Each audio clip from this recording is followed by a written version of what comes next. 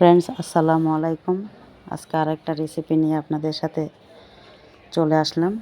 আজকে মুগি কচু দিয়ে ইলিশ মাছ রান্না করব। তো অনেকেরই প্রিয় একটা খাবার। তো চলুন আমরা মূল রেসিপিতে চলে যাই। ইলিশ মাছ দিয়ে মুগি কচু রান্না।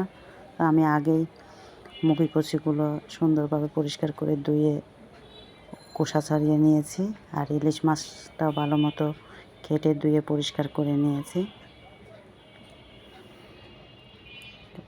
আমি কড়াইয়ের মধ্যে তেল দিয়ে পেঁয়াজটা ভেজে নিলাম। মধ্যে দিয়ে দিলাম হলুদের গুঁড়া, মরিচের গুঁড়া, আর দিয়ে দিলাম সামান্য জিরার গুঁড়া আর ধনে গুঁড়া। সামান্য পানি দিয়ে আমি এখন মশলাটা ভালো মতো কষিয়ে নেব। এর মধ্যে আমি দিয়ে দিলাম 1 চামচ আদা রসুন বাটা। তারপর দিয়ে দিলাম পরিমাণ মতো লবণ। মশলাটা ভালো মতো কষানো হয়ে গেলে আমি এর মধ্যে দিয়ে দিলাম আগে থেকে পরিষ্কার করে রাখা মুগি কচুগুলো। আমি কচুগুলো আস্তই রেখেছি। তারপর এর মধ্যে আমি একটা বোম্বাই মরিচ কুচি করে কেটে দিয়ে দিলাম ফ্লেভারের জন্য। ঝালও হবে, ফ্লেভারও হবে। ভালো মতো আমি কষিয়ে নিব। এখন আমি এর মধ্যে দিয়ে দেব ইলিশ মাছগুলো। ইলিশ মাছগুলো দিয়ে আমি ভালো মতো কষিয়ে নেব।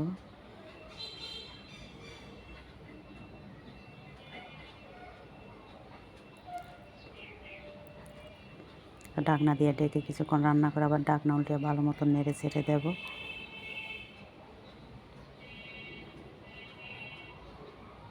এখন আমি এর মধ্যে দিয়ে দিলাম কয়েকটা কাঁচা মরিচের টুকরা, আর দিয়ে দেব একটু পাঁচফোড়নের গুঁড়া আর কাসুরি মেথি।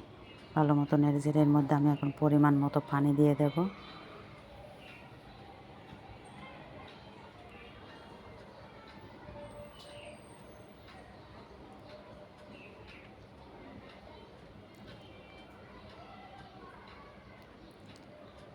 ঢাকনা দিয়ে আমি এবার কিছুক্ষণ রান্না করব। তোমার এরপর আমি এর মধ্যে দিয়ে দিলাম কিছু ধনেপাতা দিয়ে আমি ভালো মতো একটু নেড়ে চেড়ে নেব। আমার মোটামুটি হয়েই গিয়েছে রান্নাটা।